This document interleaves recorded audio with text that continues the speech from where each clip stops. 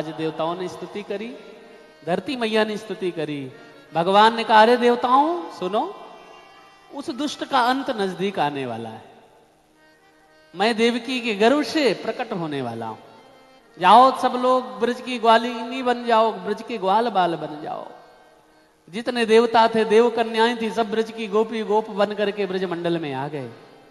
और धीरे धीरे करके भादों का महीना आया, क्योंकि कंस राज गद्दी पर विराजमान हो चुका था।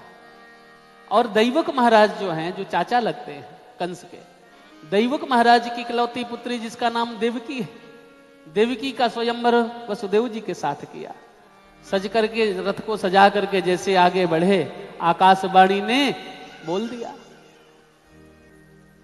अस्य स्पष्टमो गर्भो हंतायाम बहसे बुधो अस्य स्वा अष्टमो गर्भो।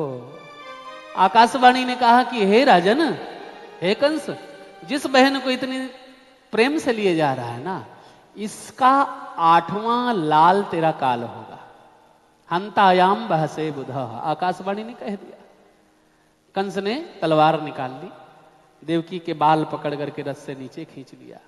जैसे वध करने के लिए उद्यत हुआ, आज वसुदेव जी ने हाथ पकड़ लिया। वसुदेव जी ने कहा, मित्र कंस, तुम हमको बंदी गृह में, जेल में डाल दो।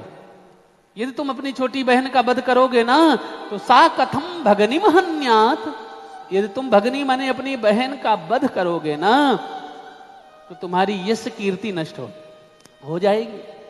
कंस ने बंदी गृह में देवकी और वसुदेव को डाल दिया। पहले पुत्र ने जन्म लिया, वध कर दिया, दूसरे का, तीसरे का, चौथे का, 5वें, 6 पुत्रों ने जन्म लिया। 7वें में साक्षात शेष भगवान आ गए मां के गर्भ में। जैसे शेषावतार भगवान श्री हरि 7वें गर्भ में आए हैं, तो भगवान को चिंता हुई कि कहीं दाऊ भैया इतने क्रोधित ना हो जाएं कि फण पटक करके कंस का वध कर दे। इसलिए आज समझाते हैं कि यहां सब लीला उल्टी हो गई। वसुदेव जी की जो दूसरी पत्नी, जिनका नाम रोहिणी है, वसुदेव जी के बचपन के मित्र जो नंद बाबा हैं, जो नंदगांव यानी गोकुल के राजा कहलाए, जिनकी पत्नी यशोदा है, उनके यहां पर रोहिणी मैया रह रही थी। देवकी गर्भ संभूत, आज अपनी योग माया को आदेश दिया, अरे योग माया तुम जाओ, देवकी के गर्भ में जो बालक पल रहा है ना, उस बालक का संकर्षण करके रोहिणी मैया के गर्भ में स्थापित कर दो। आज योग माया ने देवकी मैया के गर्भ से उस बालक को संकर्षण करके रोहिणी मैया के गर्भ में स्थापित किया। गोकुल में उस मां ने जन्म दिया, बालक का नाम पड़ा बलराम। 8वें गर्भ में देवकी के गर्भ में साक्षात भगवान पधारे। जब से भगवान पधारे हैं तो कंस का भय और बढ़ गया, क्योंकि देवकी मैया के चेहरे की आभा बदल गई। इधर महाराज एक एक महीना बढ़ता जा रहा है। इधर गोकुल में 9 भाई रहते, नंद बाबा, नंद, उपनंद, सानंद, महानंद, 9 भाई।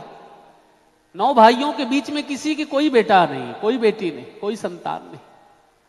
नित्य प्रति हवन करते, यज्ञ करते, अनुष्ठान करते, लेकिन भगवान ने सुनी नहीं। आज नंद बाबा अपने गुरुदेव सांडिल ऋषि के श्री चरणों में प्रणाम किया, बोले गुरुदेव कम से कम एक रत्न तो ऐसा दे दो जो हमारा वंश चल सके। ओम देवकी सुत गोविंदो वासुदेवो जगतपते देहि में तरियम कृष्णम त्वाम अहम शरणम गतः। संतान गोपाल मंत्र का जाप कराया, ब्राह्मणों ने चकाचक खीर रबड़ी खाई, आशीर्वाद दिया, देवकी मैया गर्भवती हुई।